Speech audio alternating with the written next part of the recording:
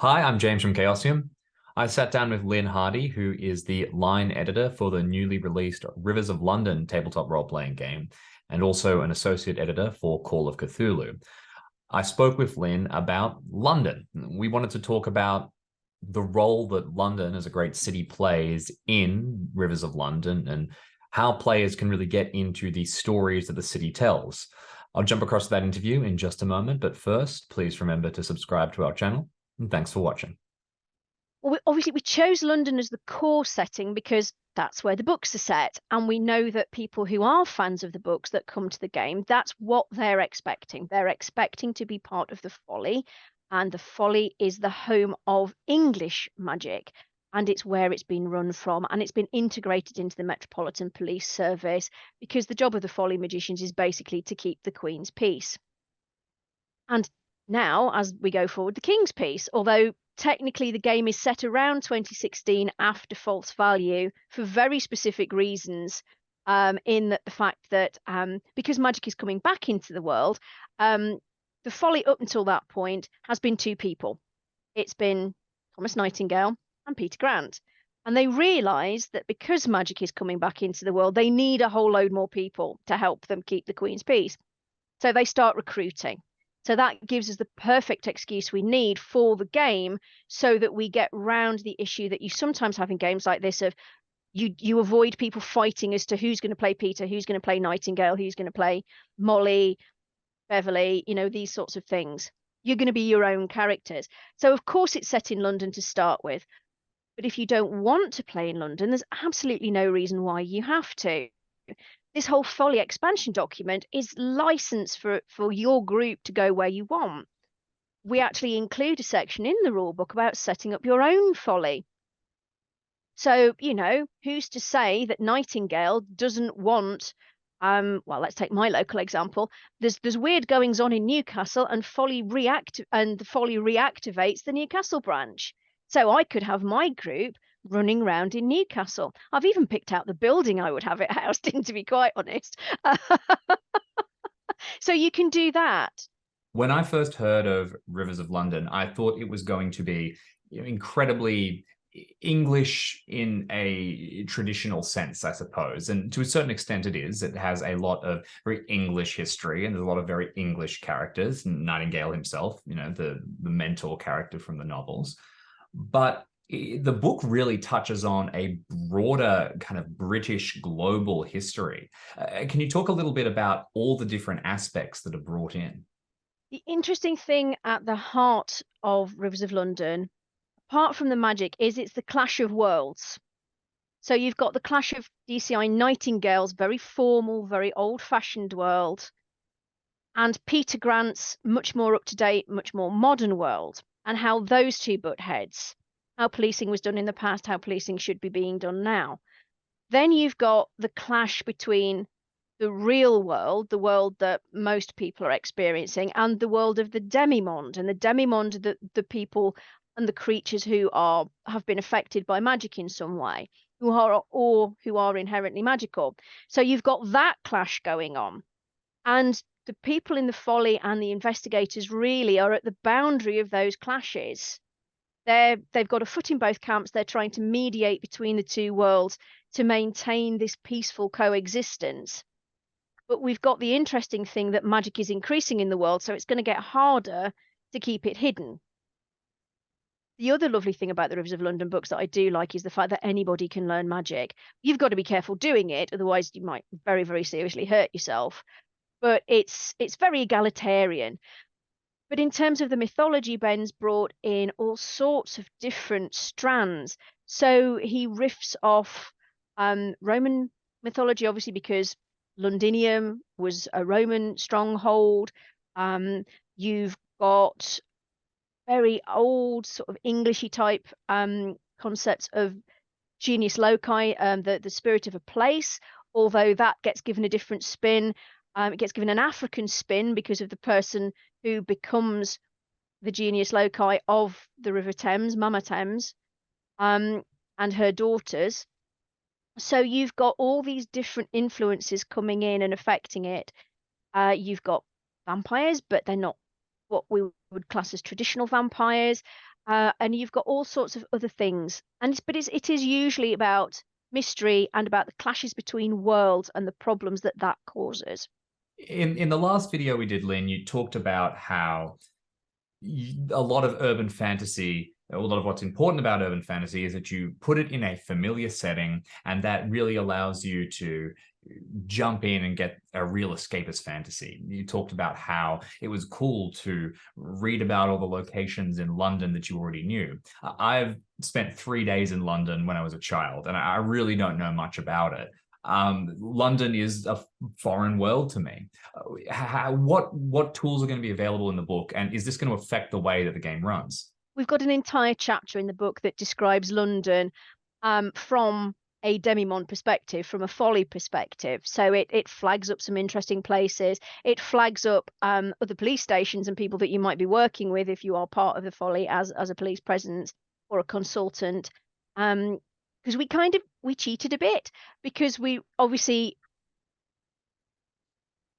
police procedural crime dramas, you've always got your civilian consultants, and they go places and they do things that they would never be allowed to do in the real world. So we created what we call the Folie consultants card, which was basically consultant consultant civilian characters get to flash their little consultants card, and that gets them to interview people, access crime scenes in a way that just wouldn't be allowed, because this is a game. You don't want a setup where half of your characters, if you choose not to be members of the police force, can't go because they're not members of the police force. That's no fun for anybody. So yeah, we do take a little bit of license with certain historical things. So speaking of the UK and policing, police in the UK are a little bit different than police in other parts of the world. I still remember some strange moments watching movies where a bunch of people run in and everyone pulls out batons and they leave a bunch of guns on a table. And I'm going, what's that about? But police rules in the UK are a bit unique, aren't they? I mean, they are. I mean, every country, as you say, has its own way of policing and access to different weapons. I mean, the Metropolitan Police Service is not the same as the rest of the English police service, because it's the first, and it's got, well, technically one in Ireland was earlier, or Scotland was earlier. But, it's kind of like, it's got its own operational principles that don't necessarily apply to the English counties and the other English police authorities. But on the whole, British police officers are not armed. There are armed units, but they are specifically selected and very specially trained, and the guns are only allowed out under very certain circumstances. So your average police officer is probably armed with pepper spray and an extendable baton and a set of handcuffs and an airwave radio, which can't be listened in on. That's the whole point of them. They're secure. And that's kind of it. If there's a situation where you need armed response, you call for a specific armed response unit. So that's very different. Obviously, over the last few years, because of increased terrorist threats and goodness knows what else, you do tend to see more police wandering around, particularly in certain parts of London, heavily armed, so airports, some train stations. And that, having grown up in London and grown up in Britain and visited London most of my life on and off, it's always really weird to see an armed police officer. There's just something fundamentally not right about it, because it's not something that really became a thing to see armed police officers wandering around in the streets until sort of like 10, 15 or so years ago. I do remember going to Paris when I was at school, when I was about 14 or 15, and there were armed police everywhere.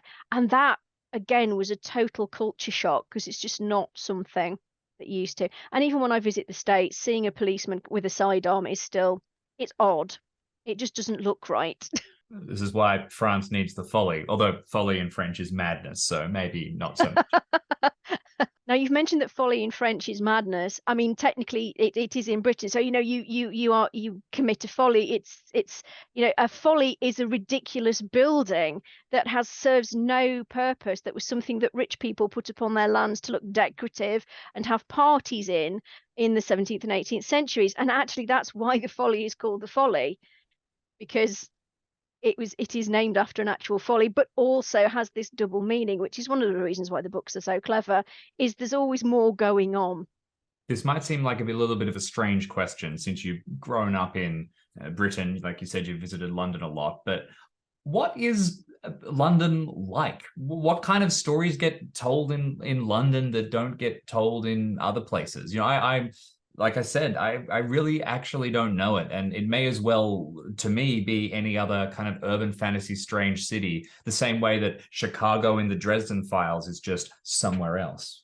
Yeah. I mean, up until really I started gaming, I didn't go to London a lot. I remember going on a trip to London on the train when I was very small, and I got so filthy playing in the carriages that they part of the trip they had to take me shopping to get new clothes because I just the carriages were filthy, and I was just like this little covered in soot and dust and goodness knows what. Not that they were steam trains, but they hadn't cleaned the carriages very well. Um, so and going to Harrods and looking at the food hall and desperately wanting a Paddington Bear toy, which were hideously expensive.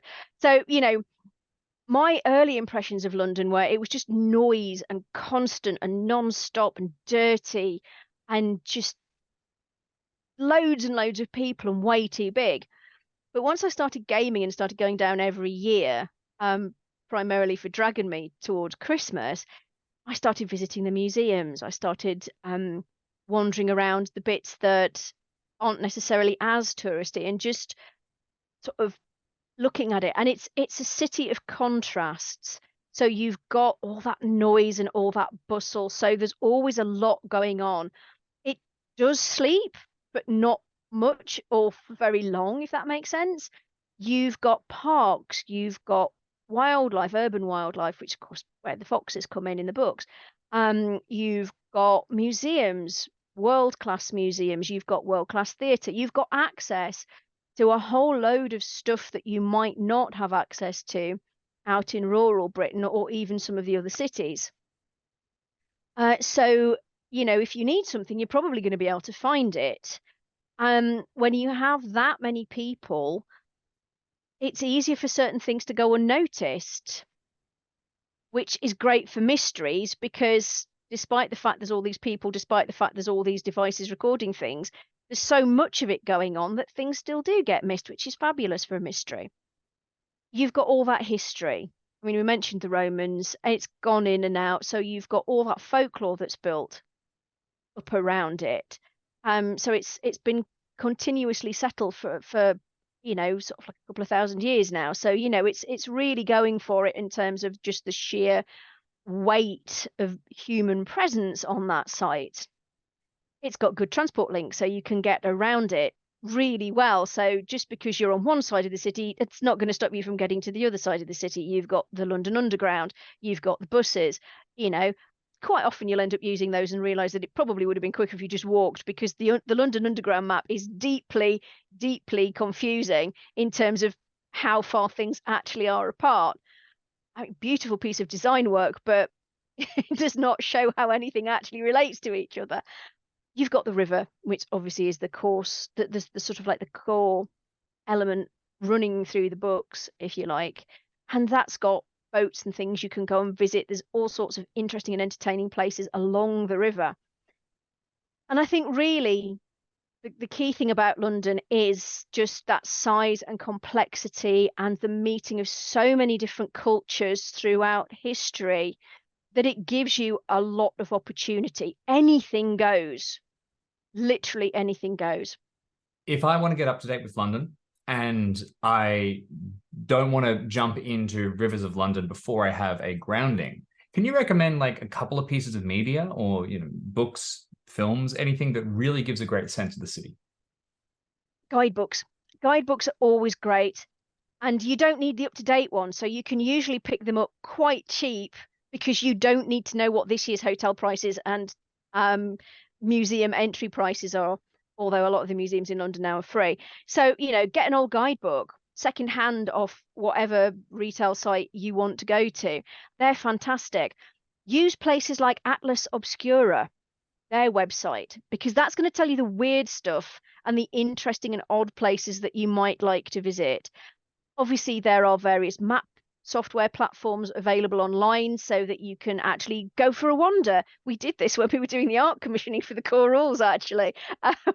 We had a description of a particular part of London, so we would get I'm going to say Google Maps up and drop the little man and actually walk down the street and take screenshots of the things that we wanted in the art for the art references, because you've got that opportunity. And we talk about this in the book too, for tools for supporting the GM, is the fact that London is an incredibly well documented city, and you have that capability to actually virtually walk around it, so that's going to help you with your descriptions, and you can actually show that to your players too, so they can see where they are.